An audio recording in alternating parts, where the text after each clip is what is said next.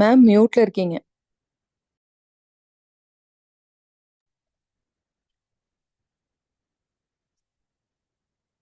தெரிவிக்கலாம். அன்பின் பரலோக தகப்பனே, இந்த மாலை வேலைக்காக நன்றி செலுத்துகிறோம் சுவாமி. நாங்கள் பற்பல இடங்களிலிருந்து ஒன்று கூடினாலும் ஆண்டவரே, உடைய நாமத்தினாலே நம்முடைய பிள்ளைகளாய் நாங்கள் ஒன்று சேர்ந்து உடைய வசனங்களை தியானிக்க வந்திருக்கிறோம். இந்த வேலையை நீர் ஆசீர்வதித்தாரும். ஆவியானவர் தாமே இந்த நேரத்தை பொறுப்பேற்றுக் கொள்ளும். தடைகளை எல்லாம் மாற்றி போடும் சுவாமி. தகப்பனே, மற்றவர்கள் வர இருக்கிறவர்களை சீக்கிரமாய் அழைத்து வாரும். தடைகளை மாற்றி போடும் சுவாமி. இந்த நேரத்தை நீர் பொறுப்பேற்றுக் கொள்ளும் சுவாமி. இப்படி அப்போஸ்தலர்களின் மூலமாக நீர் தெரிந்து கொண்ட அந்த உங்களுடைய சீஷர்களின் மூலமாக நீர் கற்றுத்தந்த பாடங்களை நாங்க கற்றுக்கொள்ளத்தக்கதாக இந்த நாளிலும் நீர் சித்தம் கொண்ட தயவுக்காக நன்றி. இந்த நாளிலும் நாங்க கற்றுக்கொள்ள வேண்டியவைகளை சரியான விதத்துல கற்றுக்கொள்ள, உள்ளத்துல வசனங்களை ஏற்றுக்கொள்ள, அதன்படி வாழ அபியாசிக்க எங்களுக்கு நீர் கிருபை. எங்களை உடைய சமூகத்துல தாழ்த்தி ஒப்புக் கொடுக்கிறோம். நாங்கள் ஒன்றுக்கு உதவாதவர்கள். ஆண்டவரே, எங்களை தாழ்த்துகிறோம் சுவாமி. நீர் மகிமைப்படும். இந்த வேலையின் மூலமாக நீர் உடைய நாமத்தை மகிமைப்படுத்தும். நேசிக்கிற இயேசு கிறிஸ்து மூலமாய் வேண்டிக் கொள்கிறோம் பிதாவே. ஆமேன், ஆமேன்.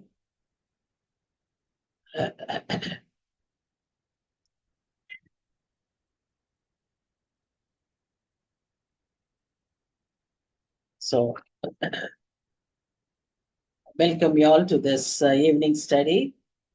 I'm very glad to see some people who have been, after a very long time, I'm seeing them here. Very happy about it. Anyway, we shall move on to our study in the book of James. Fifth chapter, final verses நம்ம பார்த்து கொண்டிருக்கிறோம். அது முடித்த பிறகு இயேசு கிறிஸ்துவின் இன்னொரு அப்போஸ்தலனாகிய முதன்மை சீஷனாகிய பேதுருவின் நிருபத்தை தியானிக்க இருக்கிறோம். சரி, அப்ப இன்று நாம் முதலாவது யாக்கோபின் நிருபம் 5ஆம் அதிகாரத்தில் 13ஆம் வசனம் தொடங்கி, 13ஆம் வசனம் போன வாரத்திலே பார்த்து விட்டோம்.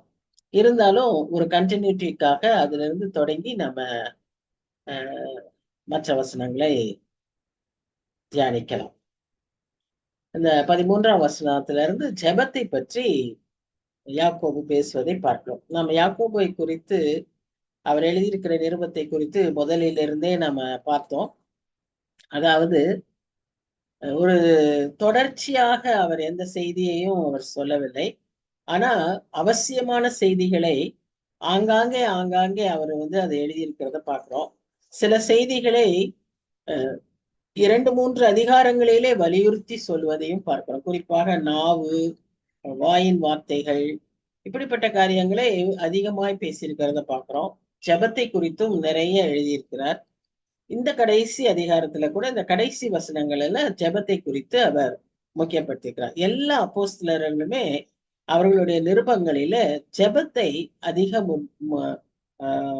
முன்னிறுத்தி எழுதியிருக்கிறதை நாம் பார்க்கிறோம். ஏன்னா நமக்கே தெரியும், ஒரு நல்ல ஆவிக்குரிய ஒரு மனுஷனுக்கு ஜெபம் என்பது ஒரு மூச்சு. ஜெபம் இல்லாமல் அவனால் வாழவே முடியாது. அப்ப அந்த ஜெபத்தை அப்போஸ்தலர்களுமே அந்நாட்களிலேயே அதை அவ்வளவாய் வலியுறுத்தி சொல்வதை நாம் பார்க்கிறோம். இன்றைக்கு அது நமக்கு மிகவுமே அவசியமான ஒன்று. ஜெபம் இல்லாமல் எதையுமே நம்ம செய்ய முடியாது. இப்போ இங்க 13ஆம் வசனத்துல அவர் என்ன சொல்றாருன்னு பாத்தீங்கன்னா, உங்களில் ஒருவன் துன்பப்பட்டால் ஜெபம் பண்ண கடவன், ஒருவன் மகிழ்ச்சியா இருந்தால் சங்கீதம் பாட கடவன், உங்களில் ஒருவன் வியாதிப்பட்டால் அவன் சபையின் மூப்பர்களை வரவழைப்பானாக, அவர்கள் கர்த்தருடைய நாமத்தினாலே அவனுக்கு எண்ணெய் பூசி அவனுக்காக ஜெபம் பண்ண கடவர்கள். அதாவது டிஃப்ரெண்ட் டைப்ஸ் ஆஃப் ப்ரேயரை நாம இங்க பாக்குறோம். அவர் ப்ரேயரை பத்தி பேசுறாரு, டிஃப்ரெண்ட் டைப்ஸ் ஆஃப் ப்ரேயரை பாக்குறாரு, பேசுகிறார்.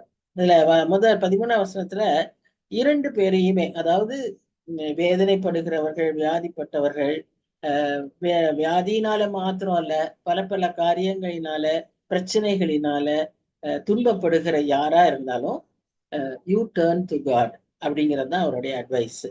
அதே போல சந்தோஷமா இருக்கிற, maybe your prayers are answered, அல்லது what you are trying you have achieved, you have accomplished something, எதுவா இருந்தாலுமே அதற்கும் அவர் சொல்லுகிற ஒரே ஆலோசனை, turn to God.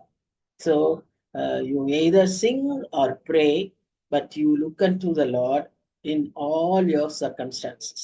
அதுதான் அவருடைய ஆலோசனை. ஏன்னா வேதனைப்படுகிறவர்களும் பாட முடியும்.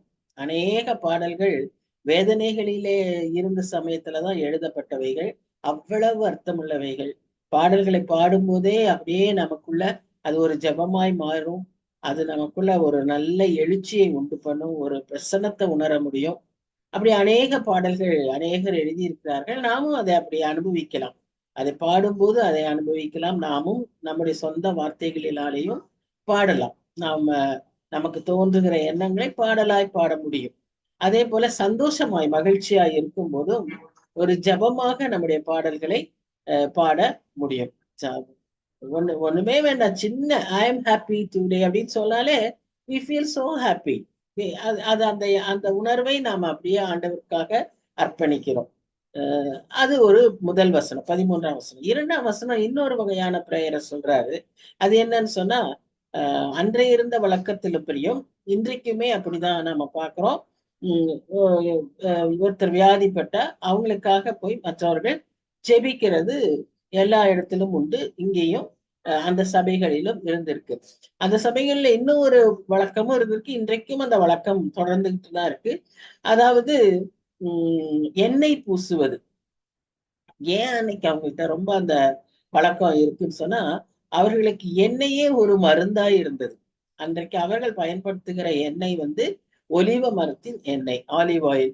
அந்த ஆலிவ் ஆயிலுக்கு நிறைய மெடிக்கல் ப்ராப்பர்ட்டிஸ் உண்டு, ஹீலிங் ப்ராப்பர்ட்டிஸ் உண்டு. நாம கூட நிறைய சமயத்துல பாடல் பாடுவோம் இல்லையா, எண்ணெய் பூசி காயங்கள் ஆற்றியே அப்படின்னு சொல்லுவோம். அந்த எண்ணெய் பூசிங்கிறது எண்ணெய்க்கு அந்த காயத்தை ஆற்றுகிற ஒரு இது உண்டு. இப்ப இங்கேயும் அது மாதிரிதான் அவர் சொல்றாரு, அவர்களுக்கு எண்ணெயை பூசி ஜெபிக்கணும். இன்னொரு விதத்திலேயே நாம யோசிப்போமானால், பரிசுத்தாவின் நிறைவில நாம எண்ணெய் ஆவியானவருக்கும் அடையாளம். சோ பரிசுத்தாவின் நிறைவில அவர்களுக்கு ஜெபிக்கும் போது அற்புதங்கள் நேரிடும், சுகம் நேரிடும், அந்த காரியங்களும் உண்டு. சோ எப்படின்னாலும் ஆண்டவராகிய இயேசு கிறிஸ்துவின் நாமத்தினாலே நாம் அவர்களை ஜெபிக்கும் போது, வியாதிப்பட்டவர்களுக்காக ஜெபிக்கும் போது அது அவர்களுக்கு ஒரு சுகத்தை கொடுக்கிறதற்கு, குணத்தை கொடுக்கிறதற்கு அடையாளமாய் இருக்கு. அது ஒரு வழக்கம், பாரம்பரியம். அதைத்தான் அவர் அங்க சொல்லுவதாக பார்க்கிறோம். மார்க் 6:13 எண்ணெய் பூசி வியாதியஸ்தர்களை பூசுவதை பற்றி சொல்லியிருக்கு. அதே லூக்கா 10ஆம் அதிகாரம் 34ஆம் வசனத்துல எண்ணெயை ஒரு மருந்து மாதிரி பூசுவதை பேசியிருக்கு. அதான் நான் சொன்னேன், இது அன்றைக்கு இருந்த ஒரு பழக்கம். இன்னொரு அதுல காரியம் என்னன்னு சொல்லி நம்ம பாக்குறோம்னா, பல சமயங்களில நாம அப்படி பூசி ஜெபித்த உடனே அங்க அற்புதம் நடக்கும். இன்றைக்கு கூட அந்த மாதிரி நடக்கலாம், ஏன் நடக்க மாட்டேங்குது அப்படின்னு நமக்கு பல கேள்விகள் இருக்கலாம். முதலாவதே அந்த அடிப்படையா சில சமயத்துல நாம அந்த வியாதியஸ்தற்காக ஜெபிக்கும் போது நம்ம எந்த விசுவாசத்தோடு, எவ்வளவு விசுவாசத்தோடு ஜெபிக்கிறோங்கிறது ஒரு முக்கியமான ஒரு காரணம். உன் விசுவாசத்தின்படியே உனக்கு ஆக கடவுள். நாம எவ்வளவு விசுவாசத்தோடு அந்த வியாதியஸ்தற்காக ஜெபிக்கிறோம் அப்படிங்கிறது நமக்கு ஒரு பெரிய கேள்விக்குறி. அநேக சமயங்கள்ல சந்தேகத்தோடு, பயத்தோடு, கலக்கத்தோடு, அல்லது இதெல்லாம் குணமாகுமா அப்படிங்கிற ஒரு எண்ணமே நமக்கே இருக்கக்கூடிய சூழ்நிலையில நாம ஜெபிப்போமானால் அந்த ஜெபம் கேட்கப்படாது. இன்னொரு காரியம், முக்கியமான ஒரு காரியம், நம்முடைய விசுவாசத்திற்கு எல்லாவற்றுக்கும் மேலாக ஆண்டவர் அதை எப்பொழுது அதை அனுகிரகிக்க வேண்டும் என்று நினைக்கிறாரோ, எப்போ அதை சுகத்தை கொடுக்கணும்னு நினைக்கிறாரோ அப்பதான் அது நடக்கும். எப்போ அந்த ஜபத்துக்கு பதில் கொடுக்கணும்னு, எந்த ஜபமா இருந்தாலும் சரி, அது ஒரு வியாதியஸ்தருக்கு பண்ற ஜபம் மாத்திரம் இல்ல, நம்முடைய தேவைகளுக்காக நம்ம எடுக்கிற ஜபங்களுமே அநேக சமயங்களிலே நம்ம கேட்ட உடனே நமக்கு கிடைக்கிறது இல்லாததற்கு காரணம் ஒன்று நம்முடைய அவிசுவாசம், இன்னொன்று நம்முடைய சந்தேகம், மூன்றாவது அவநம்பிக்கை, நான்காவது கேட்க வேண்டிய விதத்துல கேட்காம இருக்கிறது, எல்லாவற்றுக்கும் மேலாக இது நம்மை பொறுத்தவரை. ஆனா இது எல்லாவற்றுக்கும் மேலாக கடவுள் அவருக்கென்று ஒரு நேரத்தை வைத்திருக்கிறார். அவருக்கென்று ஒரு விதத்திலே அந்த ஜெபத்துக்கு பதிலை தருவார். That is hidden in the heart of Jesus Christ. It is hidden in the mind of Jesus Christ. So நாம அதை வந்து கேள்வி கேட்க முடியாது. நம்மால அதை வந்து புரிந்து கொள்ளவும் முடியாது. அவர் என்றைக்கு அதை அனுகிரகிக்கிறாரோ அன்றைக்கு. அதனால்தான் நமக்கு வசனம் சொல்லுது, ஒரு வேலைக்காரி எஜமாட்டியின் கையை பார்த்து கொண்டிருக்கிறா போல அப்படியே நம்ம காத்திருக்கணும். we have to prevail in prayer. சில சமயத்துல we have to prevail in prayer. we have to persevere in prayer.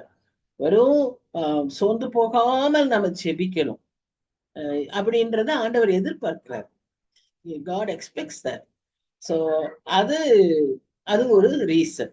சரி, இப்ப இதையெல்லாம் ஒரு காரியமா இருக்கும்போது இன்னொரு காரியத்தையும் அவர் வலியுறுத்துகிறார். என்னன்னு சொன்னா, ஒருவருக்கு ஒருவர் அறிக்கை செய்து மியூச்சுவல் கன்ஃபெஷன். இது வந்து ஹீலிங்க்கு ரொம்ப இம்பார்ட்டன்ட். இப்போ மற்ற ஜெபங்கள் கேட்கப்படாததற்கு பல காரணங்களை பார்த்தோம். ஆனா ஒரு குணம் சுகம் உண்டாகிறதற்கு, வியாதியிலிருந்து ஒரு விடுதலை வருகிறதற்கு பல காரணங்கள் உண்டு. இப்போ மெடிக்கல் ஆஸ்பெக்ட் எல்லாம் விட்டுருவோம்.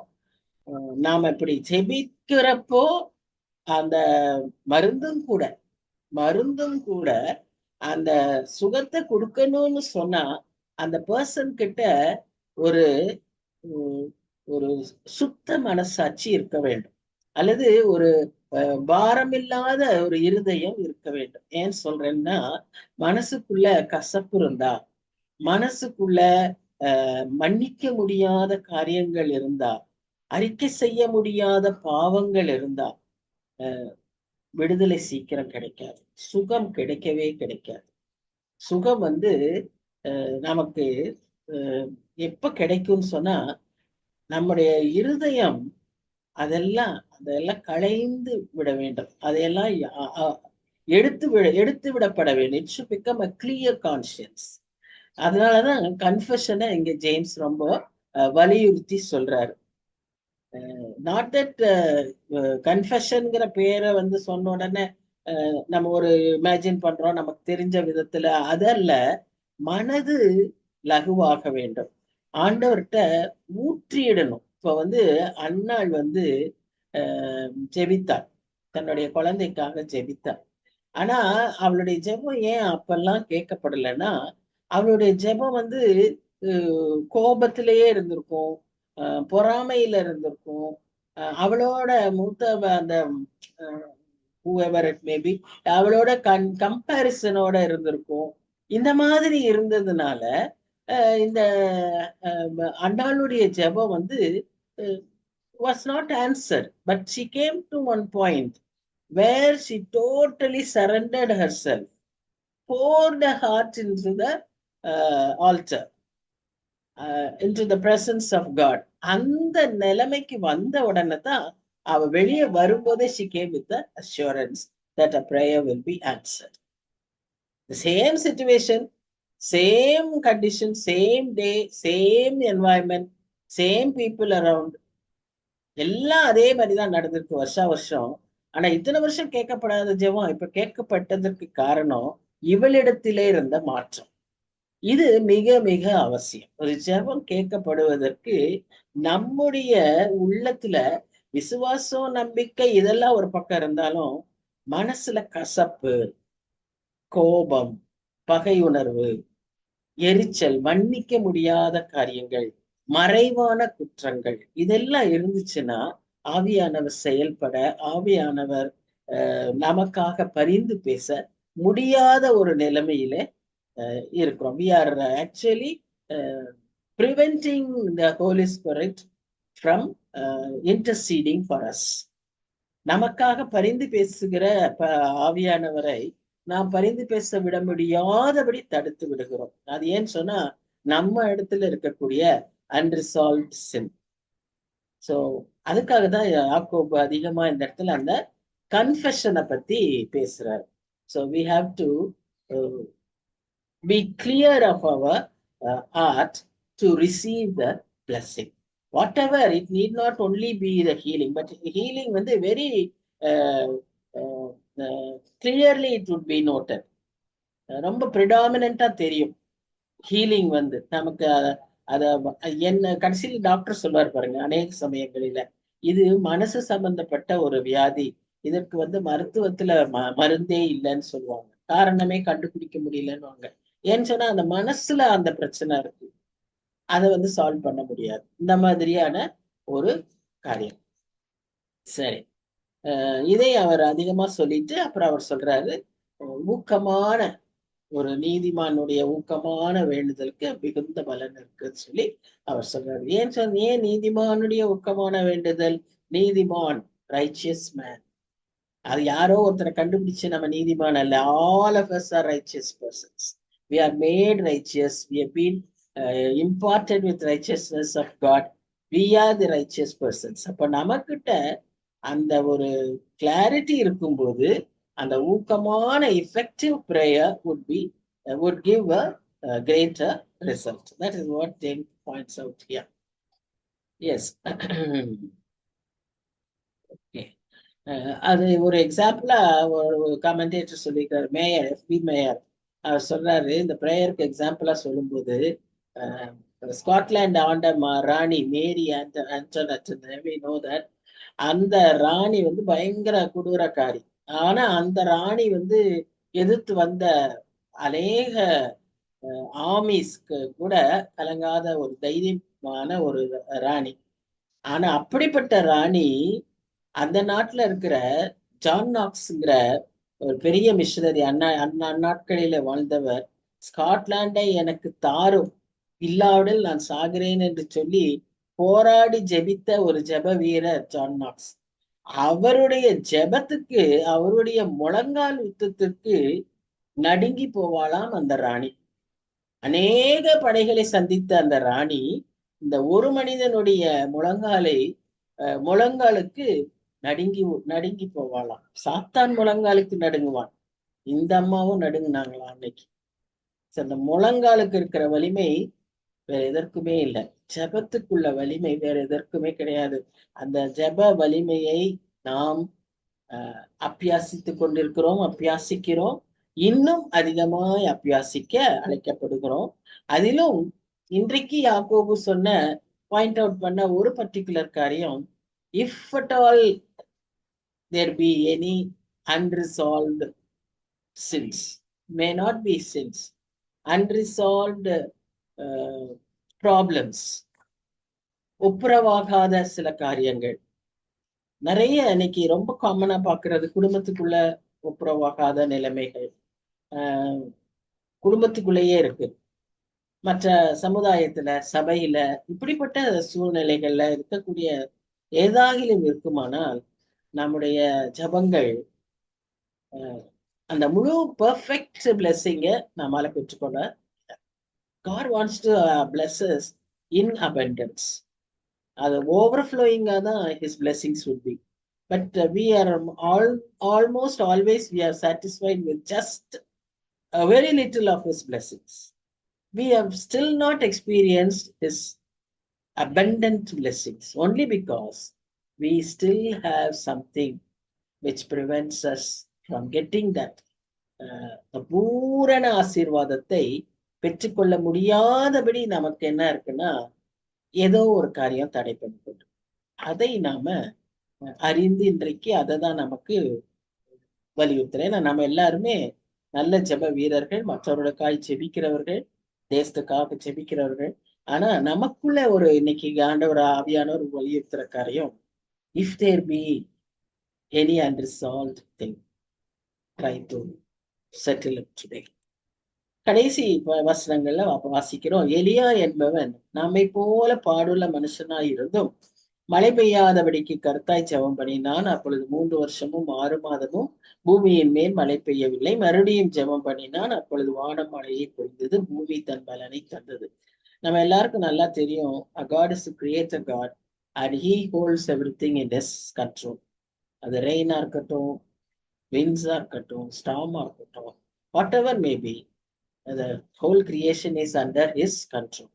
But a man like us, an ordinary man like us, அவரு அவர் ஏன் ஆர்டினரி மேன் அவர் அப்படி சொல்லப்பட்டாருன்னா, அவர் பெரிய தீர்க்கதரிசியா இருந்தாரு, தீர்க்க தரிசனம் உரைத்தாரு. ஆனாலும் he was not a very special person because he too was uh, uh, exhibiting very similar reactions as every common man would do. நானும் நீங்களும் செய்வது போல. அதனாலதான் நம்ம வந்து யாரையுமே ஒரு ஸ்பெஷலா ஒரு வித்தியாசமா யூனிக்கா எல்லாம் நினைக்க முடியாது. ஏன்னு சொன்னா நம்ம எல்லாருமே ஒரே மாதிரி தான். நம்ம எல்லாருக்கும் ஒரு சில சமயங்கள்ல we become uh, uh, we we might come down a little, but still we belong to God. We are special in his sight. அது நம்ம எப்பவுமே ஞாபகத்துல வைத்துக் கொள்ளணும். எலேஜாவும் அப்படித்தான். அவர் வந்து he was a prophet. ஆனா அவரும் எசபேல் ஒரு காரியத்தை சொன்ன உடனே பயந்து போனாங்க. He ran away. He wanted to die. All these reactions are very human reactions. அதனாலதான் நம்மை போல சாதாரண பாடுள்ள மனுஷனாய் இருந்தாலும் அவன் கருத்தாய் ஜெபித்தான். ஜெபிக்கிறதுக்கு எதுவுமே தடையா இல்லை. ஜெபிக்கிறதுக்கு நமக்கும் எதுவுமே தடையாய் இருக்கக்கூடாது. அதனாலதான் வியாதியா இருந்தாலும் நீ ஜெபிக்கணும், சந்தோஷமா இருந்தாலும் நீ ஜெபிக்கணும், பாடல்களை பாடணும், நீ ஆண்டவரையே நோக்கி இருக்கணுங்கிறத யாக்கோபு வலியுறுத்துறாரு. அப்ப இங்கேயும் அவர் அப்படித்தான் சொல்றாரு. ஒரு ஏர்னஸ் பிரேயர் அவர் பண்ணியிருக்கிறார், ஊக்கமான ஜெபம்.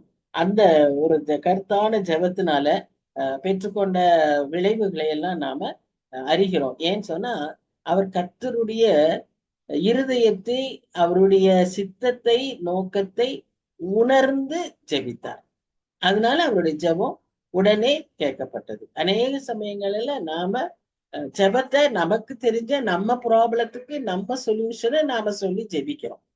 ஆனா இங்க எலைஜா ஜெபித்த ஜெபத்துல ஒரு வித்தியாசம் என்னன்னா, அவர் கர்த்தருடைய சித்தத்தை அறிந்து உணர்ந்து ஜெபித்தார். அதனால ஒரு 3 வருஷத்துக்கு மழை வேண்டான்னாரு, 3 வருஷத்துக்கு மழை பெய்ய வச்சார்.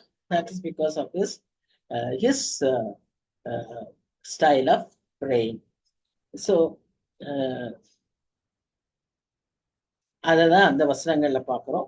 அடுத்த 2 வசனங்கள்ல என்னன்னு பாக்குறோம்னா, உங்களில் ஒருவன் சத்தியத்தை விட்டு விலகி மோசம் போகும்போது மற்றொருவன் அவனை திருப்பினால் தப்பிப்போன மார்க்கத்தினின்று பாவியை திருப்புகிறவன் ஒரு ஆத்துமாவை மரணத்தினின்று ரட்சித்து திலடான பாவங்களை மூடுவான் என்று அறிய கடவன். இந்த மூடுவான்ங்கிற வார்த்தை ஆக்சுவலா என்னன்னா, பழைய ஏற்பாட்டு காலங்களில அந்த sacrifices were all only helpful in covering the since.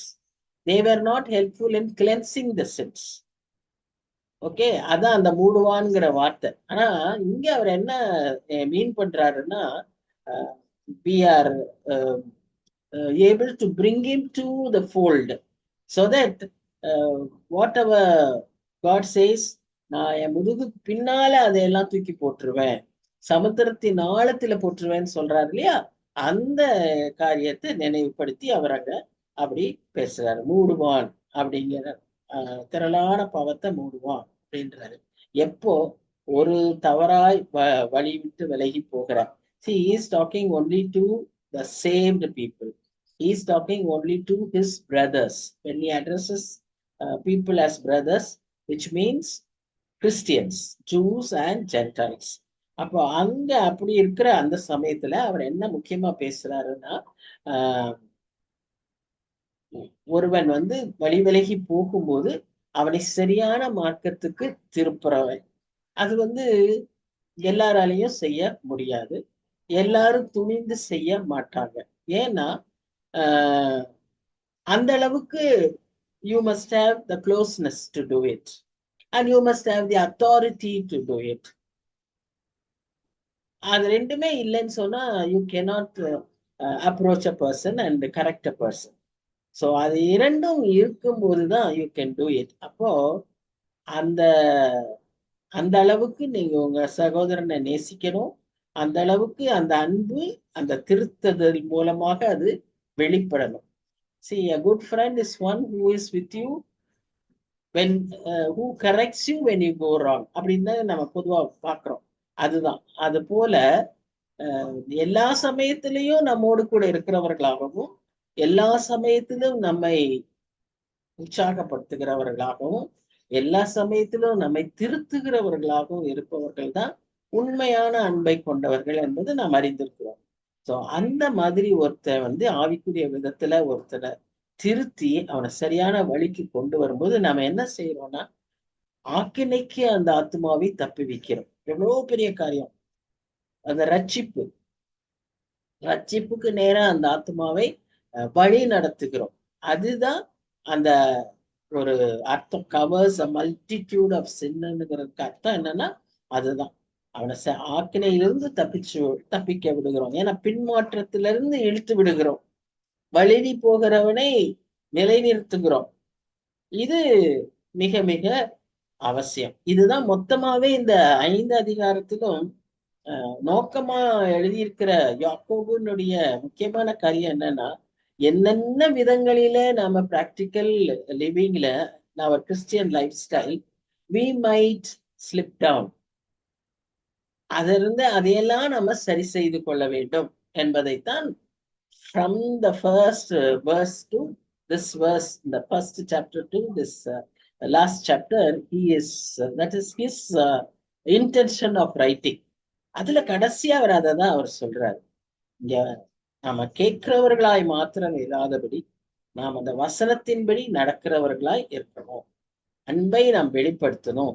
அன்பு நம்ம இதன் மூலமாய், இப்படிப்பட்ட செயல்களின் மூலமாய், காரியங்களின் மூலமாய் நாம் அவர்களுக்கு அதை காண்பிக்க வேண்டும் அப்படிங்கிறதுதான் யாக்கோபினுடைய இந்த நிருபத்தின் முக்கிய நோக்கம். அவர் அப்படிதான் அதை முடிச்சிருக்கிறார். Not only hear the word, but with a living faith will always have its proof அப்படிங்கிறத அவர் சொல்லி இந்த அதிகாரத்தை அவர் முடிக்கிறாரு. சோ இதோடு நாம யாக்கோபின் அதிகாரத்தை மட்டும் கடவுள் கிருபையில நம்ம இயேசு கிறிஸ்துவின் 2 சகோதரர்கள் எழுதிய நிருபங்களையும் படிக்க உதவி செய்தார். இன்றைய நாளிலும் அந்த யாக்கோபை முடிக்க கர்த்தர் பெரிய கிருபை பாராட்டினார். நாம் இப்பொழுது இயேசு கிறிஸ்துவின் பிரதான சீஷனா இருந்த பேதுருவின் நிருபத்திற்குள்ளாக கடந்து செல்றோம். பவுலும் சரி, பேதுருவும் சரி. பவுல்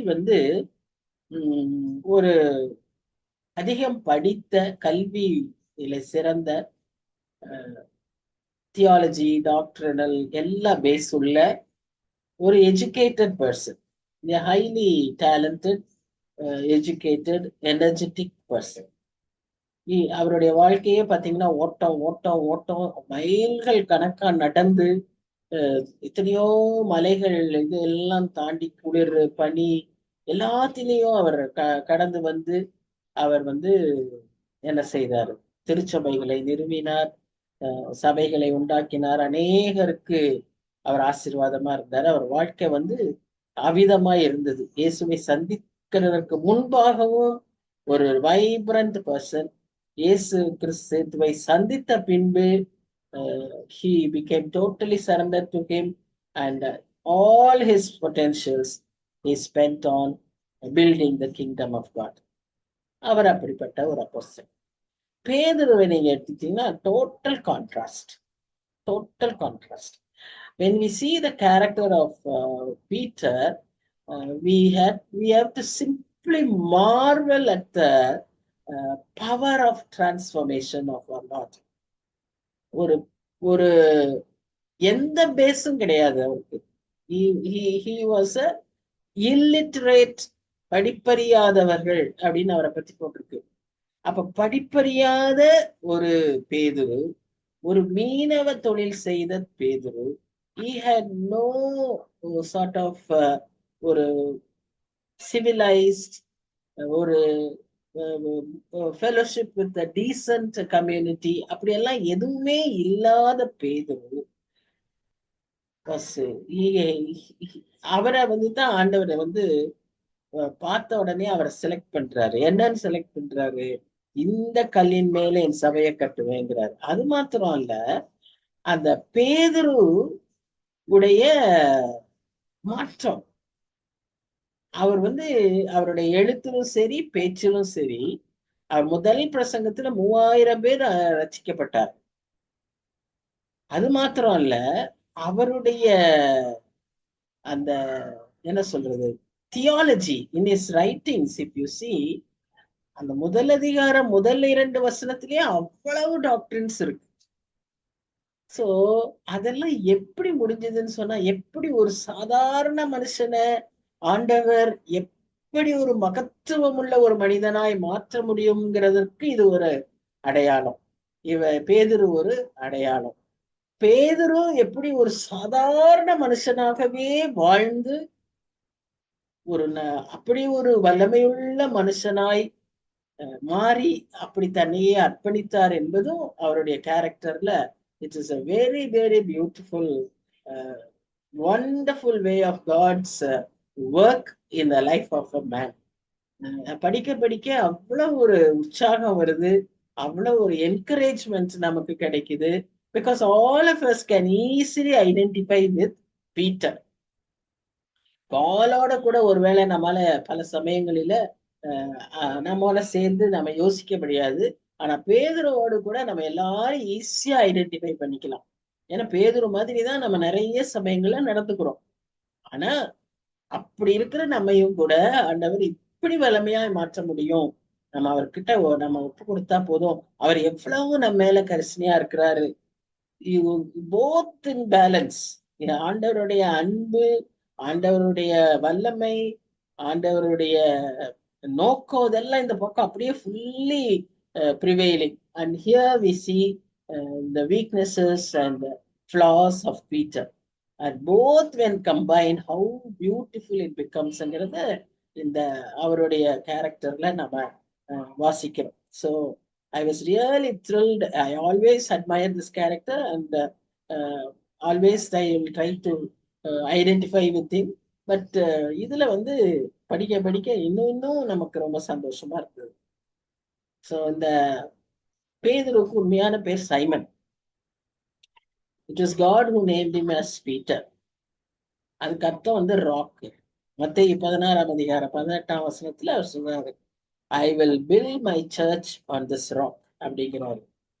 அப்ப எவ்வளவு பெரிய நம்பிக்கையோடு எப்போ அந்த ஏர்லி ஸ்டேஜ்லயே அவரை பற்றி அப்படி சொல்றப்போ, God knows our beginning and God knows our end. God knows our future.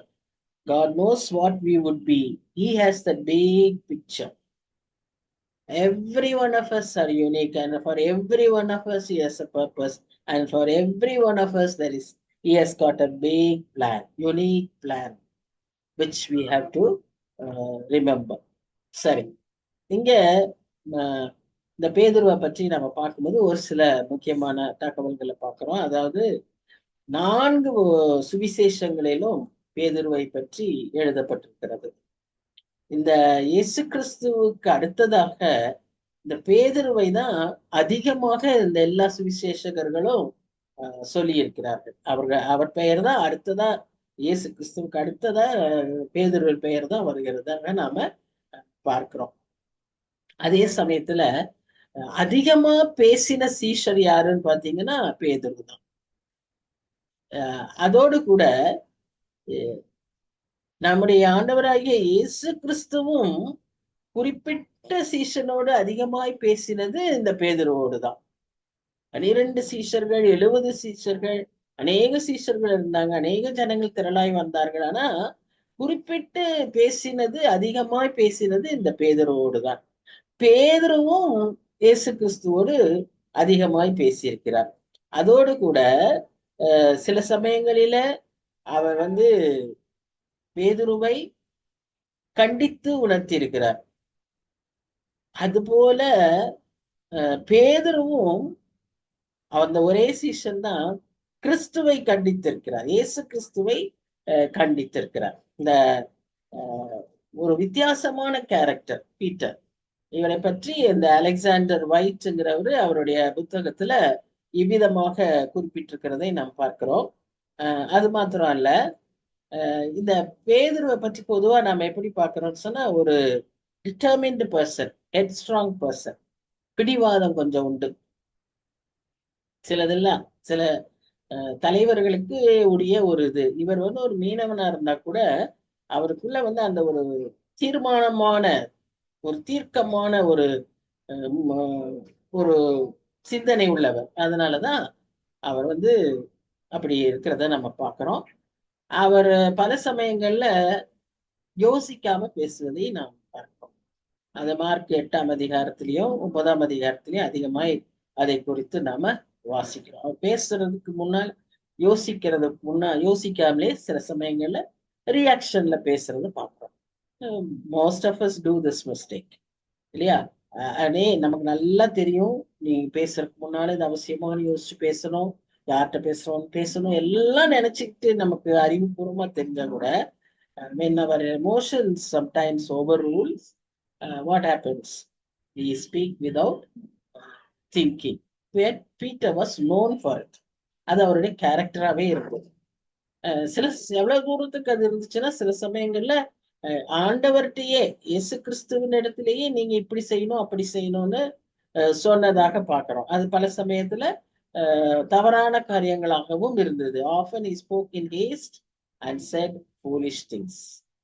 சரி, he was a very outspoken person and was prone to get excited. ரொம்ப உணர்ச்சி வசப்படுவாரு. கடல்ல அப்படியே குதிச்சிருவாரு. நான் அதை பண்றேன் இதை பண்றேன்வாரு. காலை கழுவுங்கன்னுவாரு, காலை கழுவாதீங்கன்னுவாரு, அப்புறம் தலையிலிருந்து கால் வரைக்கும் கழுவுங்கன்னுவாரு.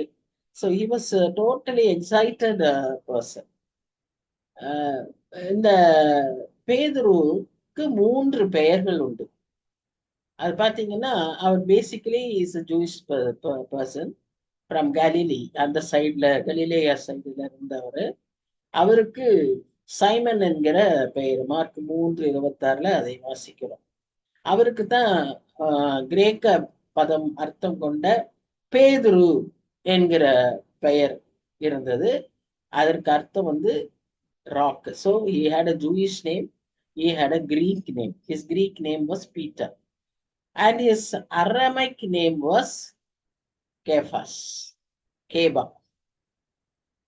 இது ஆண்டவர் கொடுத்தது. சிஃபாஸ் ஆர் கேபாஸ், வாட் எவர் மேபி, அது ஒரு சர்நேம். அதுக்கு அர்த்தம் வந்து பாறை. சோ இந்த விதமாக அவருக்கு 3 மொழிகளிலும் பெயர்கள் இருந்தது. 3 பெயர்கள் இருந்ததாக நாம பார்க்கிறோம். அவருடைய ஃபேமிலி, அவர் ஒரு ஃபேமிலி மேன். அவருடைய ஃபேமிலி பார்த்தீங்கன்னா, அவருக்கு தகப்பன் இருந்தார். தகப்பன் பெயர் தான் சொல்லப்பட்டிருக்கு. அநேகருடைய தாய்மார் பெயர் சொல்லப்படாது வேதத்துல. ஏன்னா பெண்களுடைய பெயர்கள் அதிகம் குறிப்பிடப்படவில்லை. இதுல இவருடைய தகப்பன் பெயர் யோனா என்கிற அவருடைய பெயர். அவர் ஒரு மீனவர். அதை குறித்து மத்தேயு 16ஆம் அதிகாரம் 17ஆம் வசனத்துல வாசிக்கிறோம். அவருக்கு ஒரு சகோதரன் இருந்தார். அவர் பெயர் அந்திரேயா, ஆண்ட்ரூ. அது வந்து மத்தேயு 10ஆம் அதிகாரம் 2ஆம் வசனம், யோவான்ல எல்லாம் வாசிக்கிறோம். சரி, அவருக்கு மனைவியும் இருந்தார்கள், பிள்ளைகளும் இருந்தார்கள் என்று சொல்லி நம்ம பார்க்கிறோம். மனைவி இருந்ததாக நம்ம எங்க பார்க்கிறோம்னா, மத்தேயு 8ஆம் அதிகாரம் 14ஆம் வசனத்துல. ஏன்னா பேதுருவின் மாமி என்று சொல்லுகிற ஒருவர் இருக்கிறாங்கன்னு சொன்னா அப்ப மனைவி இருக்கணும். அதனால அதுவும் 1 கொரிந்தியர் 9ஆம் அதிகாரம் 5ஆம் வசனத்திலையும் அவருக்கு ஒரு மனைவி இருந்ததாக நம்ம வாசிக்கிறோம்.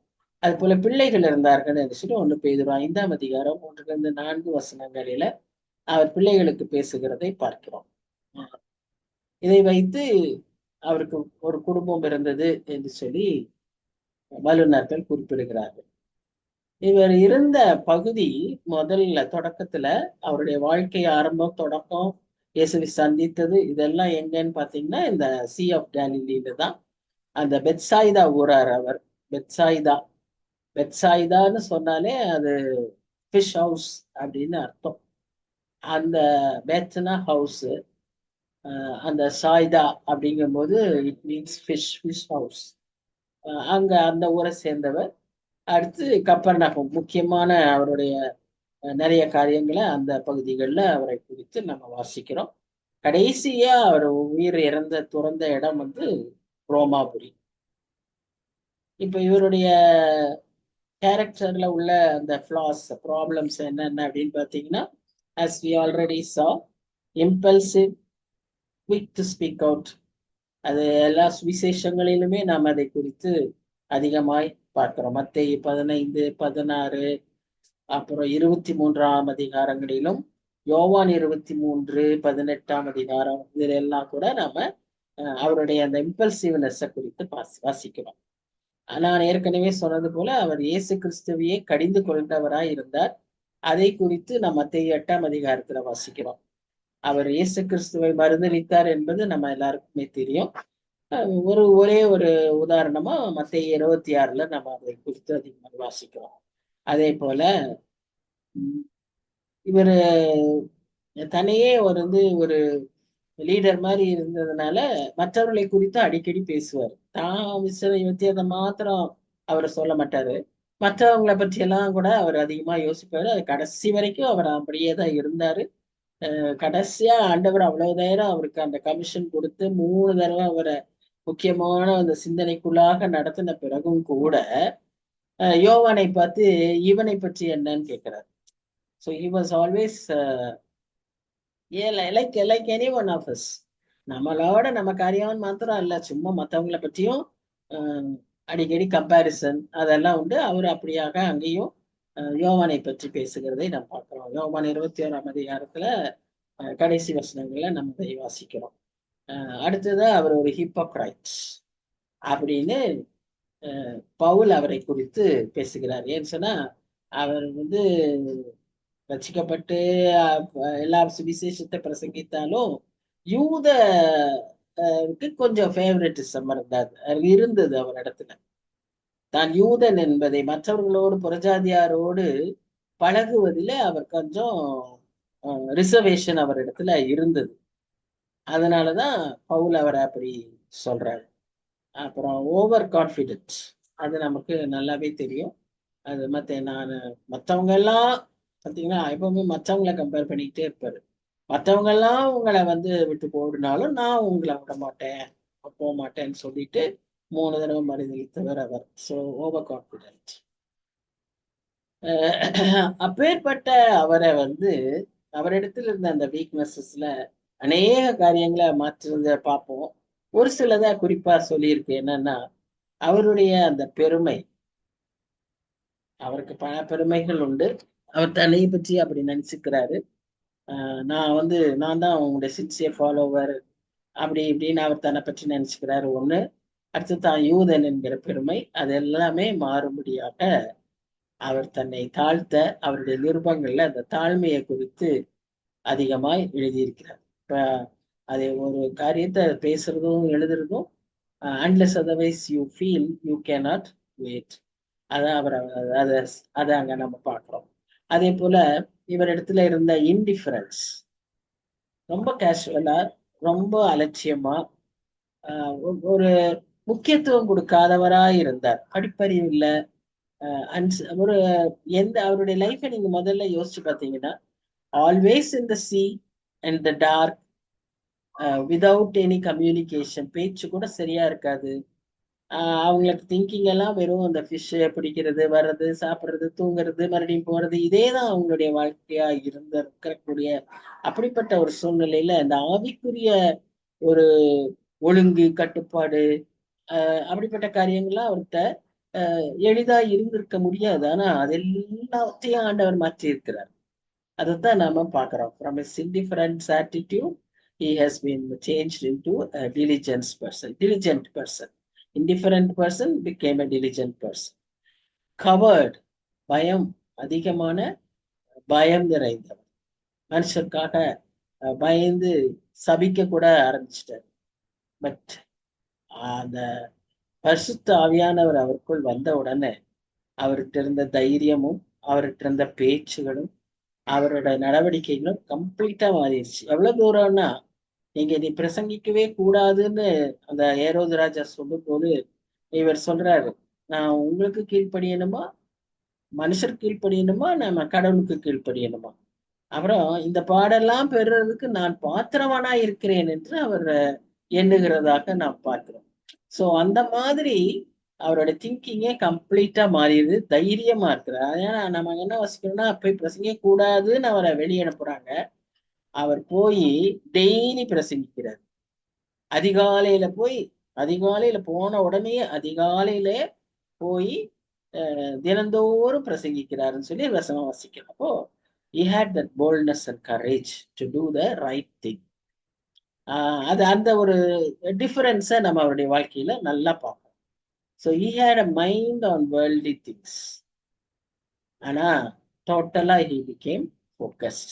அவருடைய 2ஆம் நிருபத்துல கடைசி அதிகாரங்கள் எல்லாம் அவருடைய நோக்கமே டோட்டலா டிஃபரெண்டா இருக்கு. பரம ரகசியங்களை புரிந்து கொண்டு பரம காரியங்களை பேசுவதை நான் பார்க்கிறேன். அதான் இதுல என்ன பியூட்டின்னா, இப்படிப்பட்ட ஒரு person he was able to think of such heavenly things, divine things, understand that and theologically presented. அதெல்லாம் வந்து ஒரு பெரிய ஆச்சரியம், ஆசீர்வாதம். இப்ப அவர் எப்படி மாற்றிப்பட்டார் என்பதை பார்த்தோம்னா, அந்த ஃபர்ஸ்ட்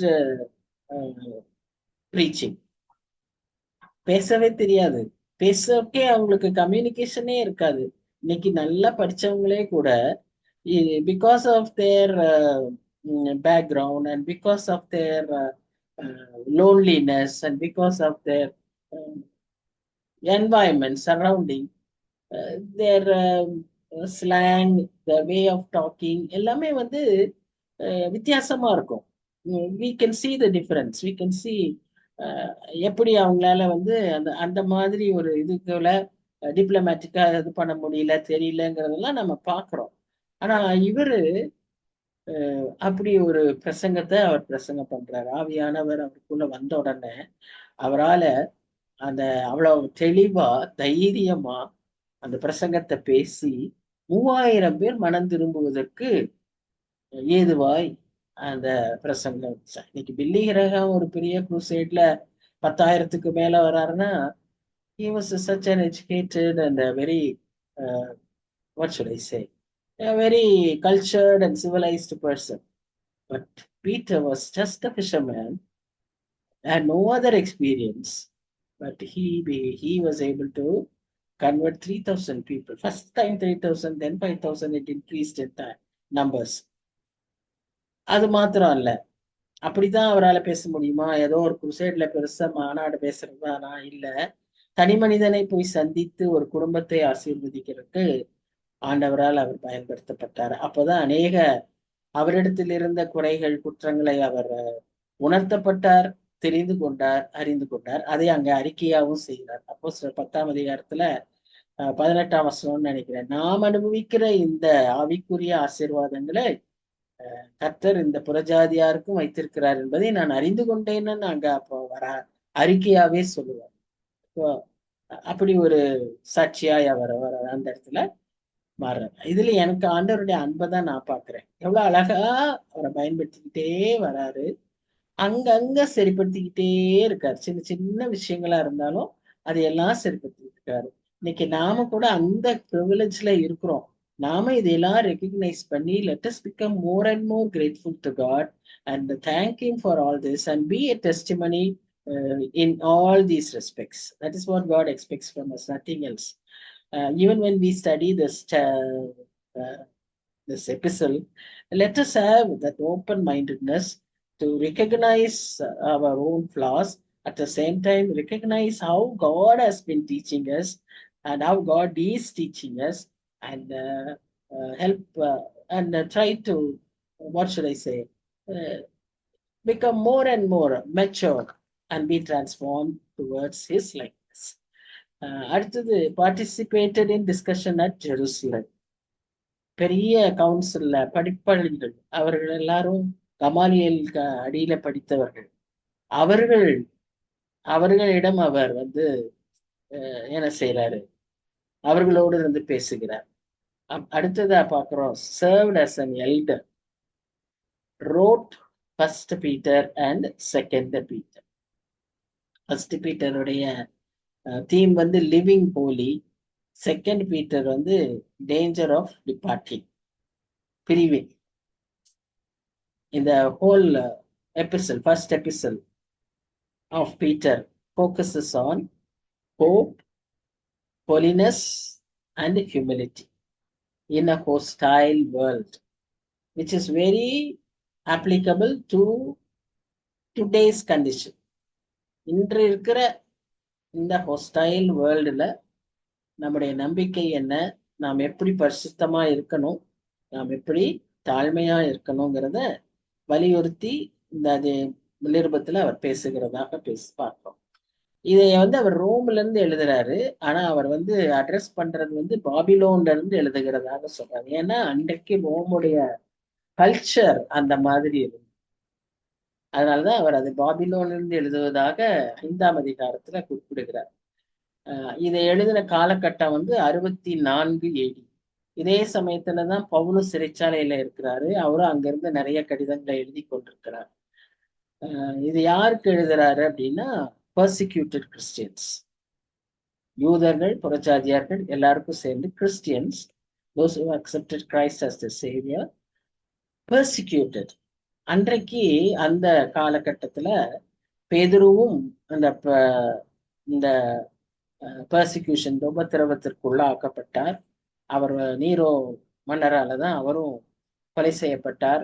அதே போல பவுலும் கொலை செய்யப்பட்டார். அந்த நாட்கள்ல அதிகமான இது யார் செய்து கொண்டிருந்தாங்கன்னா அந்த நீரோ மன்னன். ஏன் அவர் அப்படி அவங்களுக்காக குறிப்பா எழுதுறாங்கன்னு சொன்னா, பயங்கரமான ஒரு உபத்திரவம். Domitian and Nero were noted for their cruelty. அவங்க பயங்கரமான ஒரு மனிதரால் நினைத்து பார்க்க முடியாத கொடூர செயல்களை செய்கிறவர். அதனாலதான் அவர்களுக்கு முக்கியமான தீமா 2 பாயிண்ட் அவர் சொல்றாரு, வலியுறுத்துறாரு இதுல. ஏன்னா அதை வலியுறுத்துறாருன்னா, ஹெவன் இஸ் அவர் ரிவார்ட். நம்மளும் அதை எப்பவுமே நம்ம அதை ஞாபகத்துல வைத்துக் கொள்ளலாம். நம்முடைய வேதனையில, நம்முடைய உபத்திரவ நாட்கள்ல, நாம் படுகிற பிரச்சனைகளில, சோதனைகளின் மத்தியில, we must always remember heaven is our reward and Jesus is coming again. இதை நாம அதிகமாய் வலியுறுத்திக்கணும். The word suffering appears 17 times in these 5 chapters. இந்த 5 அதிகாரத்திற்குள்ள மாத்திரமே இந்த வேதனை, பாடு, உபத்திரவம் என்கிற வார்த்தைகள், கிறிஸ்துவின் பாடுகளை குறித்தும் அவர் எழுதுறாரு, நம்முடைய பாடுகளையும் குறித்து அதை கம்பாரிசனாவும் எழுதுகிறாரு. 17 முறை இந்த வார்த்தைகள், கிங் ஜேம்ஸ் வெர்ஷன்ல இந்த சஃபரிங்கிற வார்த்தை 17 டைம்ஸ் வருது. அதான் அன்றைக்கு சொன்னது போல, அந்த நீரோ மன்னன் அவனுடைய கொடுமையின் உச்சகட்டம் என்னன்னா, அவன் ஆண்ட அந்த ரோமையே அவன் என்ன செய்வான், அந்த ரோமாபுரியவே தீக்கிரையாக்குவான். அதை நின்று வேடிக்கை பார்த்து அது எரிகிறதை கண்டு he played his violin when this entire Rome city was burning. என்ன கொஞ்சமும் நம்மளால நினைத்து பார்க்க முடியல. அவ்விதமான ஒரு கடினமான கொடூரமான இருதயம் கொண்டவர். சரி, இப்போ நம்ம 1ஆம் அதிகாரத்தின் முதல் 2 வசனங்களை மாத்திரம் பார்ப்போம். முதல் வசனத்துல பாத்தீங்கன்னா, தன்னை பற்றி அவர் தெளிவா எழுதுறார். பவுல் அநேக சமயங்கள்ல கொஞ்சம் வித்தியாசமா எழுதுவாரு. ஆனா இவர் he had a very concrete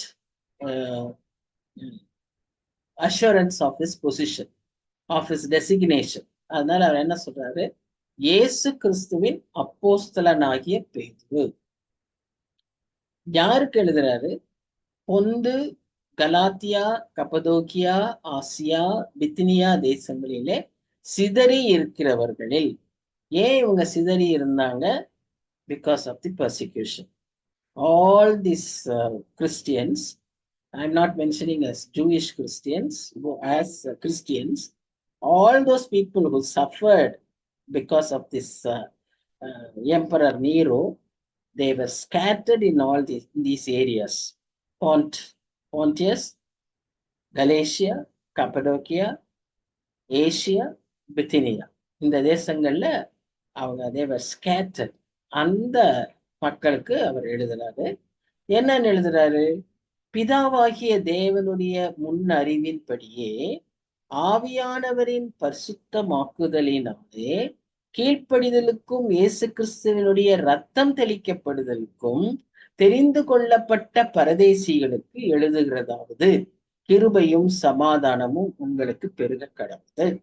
முதல் இது ஹிஸ்டாரிக்கல் அந்த பேக்ரவுண்ட சொல்லிட்டாரு பாருங்க. அதுவே அந்த இன்ட்ரோவே பாருங்க, ரொம்ப ஒரு எஜுகேட்டட், ஒரு how you start a letter அப்படிங்கிறதுக்கு அடையாளமா அந்த பேக்ரவுண்ட சொல்லி, அந்த 2வது வசனத்துல பாத்தீங்கன்னா ஒவ்வொரு வசனமும் ஒரு ஆழமான ஒரு டெப்துள்ள வசனங்கள்.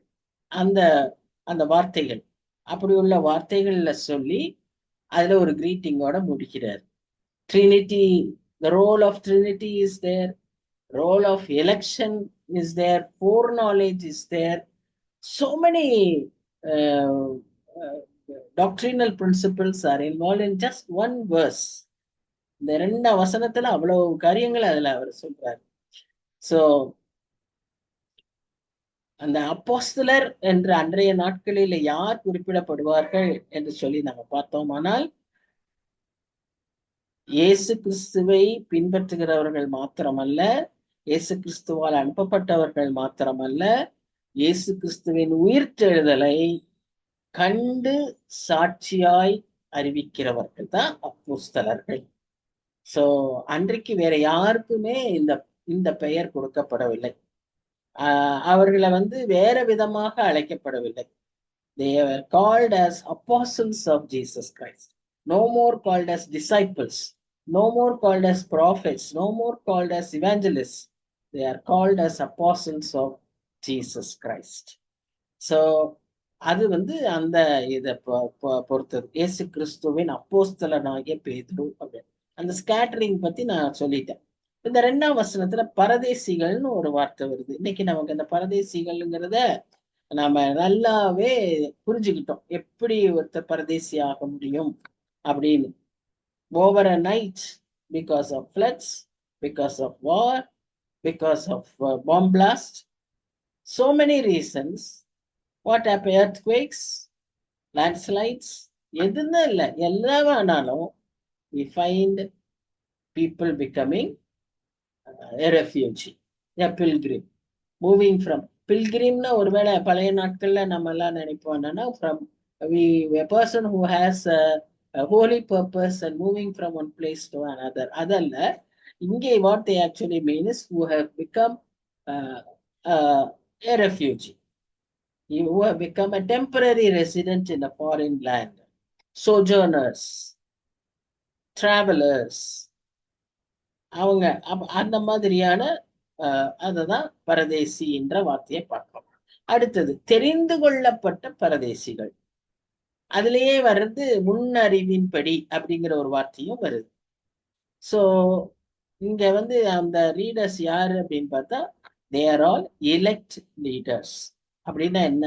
தெரிந்து கொள்ளப்பட்ட, chosen by God, particular unique sense, chosen by God in a particular and unique sense.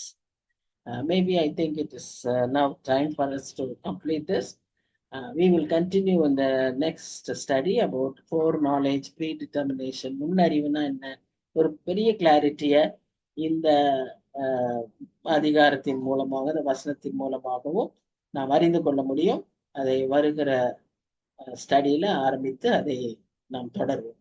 So இப்போ நம்ம முடிக்கும் போது one thing we let us remember that we are all elect people of God, which means chosen by God in a particular and unique sense for his divine purpose. அது நம்ம புரிந்து கொள்ள வேண்டும். யாரோ ஒரு சிலர், யாரோ ஒரு குரூப் அப்படி கிடையாது, அல்லது இந்த சபை கிடையாது, இந்த அனுபவம் கிடையாது.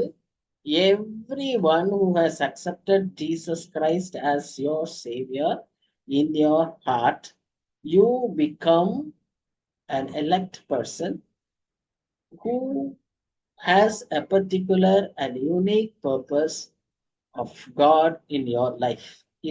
இந்த அறிவிப்போடு நாம் இந்த ஸ்டடியை நம்ம முடிப்போம். We will continue this in the next week. நல்ல தகப்பனே, உம்மை துதிக்கிறோம், உம்மை ஸ்தோத்தரிக்கிறோம், உம்மை புகழ்கிறோம், உம்மை மேற்படுத்துகிறோம் சுவாமி.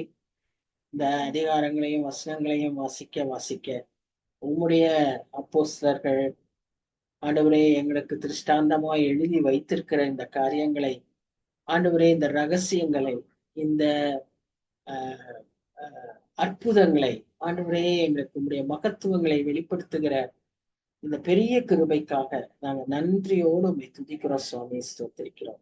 எவ்வளோ சிலாக்கியம் பெற்ற மக்களாய் நாங்கள் இருக்கிறோம் என்பதை அறிந்து நாங்கள் உம்மை துதிக்கிறோம் சுவாமி. எங்களுடைய இடங்களிலேயே, நாங்கள் இருக்கிற இடங்களிலேயே வசதியாக இந்த காரியங்களை எல்லாம் படிக்க ஆண்டவரே எங்களுக்கு நீர் அமைத்து கொடுத்திருக்கிற இந்த நல்ல ஒரு வாய்ப்புக்காக நாங்க நன்றி செலுத்துகிறோம். உம்மை துதிக்கிறோம் ராஜா, உம்மை துதிக்கிறோம். அந்தந்த காலத்திற்கு, அந்தந்த நாட்களுக்கு, அந்தந்த வேலைக்கு ஏற்ற விதமாய் நீர் உம்முடைய அன்பை நீர் வெளிப்படுத்தி கொண்டே இருக்கிறீர். அதற்காக நாங்கள் துதிக்கிறோம், ஸ்தோத்திரிக்கிறோம். இந்த வசனங்களுக்காக நன்றி செலுத்துகிறோம். தொடர்ந்து இந்த உங்களுடைய பிரதான சீஷனாகிய பேதுருவையும், பேதுருவினுடைய வாழ்க்கையையும், பேதுருவினுடைய எழுத்துக்களையும், பேதுருவின் மூலமாக நீர் எங்களுக்கு சொல்லுகிற செய்திகளையும் புரிந்து கொள்ள ஆவியானவர் தாமே எங்களுக்கு உதவி செய்யும்படியாய் பார்க்கிறோம். தாழ்த்தி உடைய கருத்துல நாங்கள் ஒப்பு கொடுக்கிறோம் சுவாமி. இந்த நாளை நீர் ஆசீர்வதித்த தயவுக்காக நன்றி. வந்த ஒவ்வொருவருக்காக உண்மை துதிக்கிறோம், ஸ்தோத்திரிக்கிறோம். அவர் வாழ்க்கையில ஒரு பெரிய மாற்றங்களை ஏற்படுத்தும் சுவாமி. அவர் வாழ்க்கையில ஒரு நல்ல புதிய நோக்கத்தை நீர் ஆண்டவரே நீர் காண்பியும் சுவாமி. பயன்படுத்தும் ஆண்டவரே. கடைசி நாட்கள்ல இருக்கிறோம். நான் காலத்தை பிரயோஜனப்படுத்திக்குள்ள எங்களுக்கு நீர் உதவி செய்யும். ஆசீர்வதியும் அவங்களுடைய தேவைகள், மனக்லேசங்கள், ஆண்டவரே கவலைகள், எதிர்பார்ப்புகள் எல்லாவற்றையும் இந்த நாளிலே தானே சுவாமி நீர் அறிந்திருக்கிறீர். எல்லாம் அறிந்த தேவன் சுவாமி எங்களை பலப்படுத்தும். நாங்க உண்மை தேடும்போது எங்களுடைய எல்லா காரியங்களையும் நீர் எங்களுக்காய் பார்த்துக் கொள்வீர் என்று நாங்கள் நம்புகிறோம், விசுவாசிக்கிறோம். தாழ்த்தி உடைய கருத்துல கொடுக்கிறோம். ஒரு பெற்றுக்கொள்ளும் வழி நடத்தும். நேசிக்கிற இயேசு கிறிஸ்துவின் மூலமாய் வேண்டிக் கொள்கிறோம் பிதாவே. ஆமேன், ஆமேன். So, thank you everyone. God bless you. Thank you. Thank you. God bless you. Thank you. Thank you.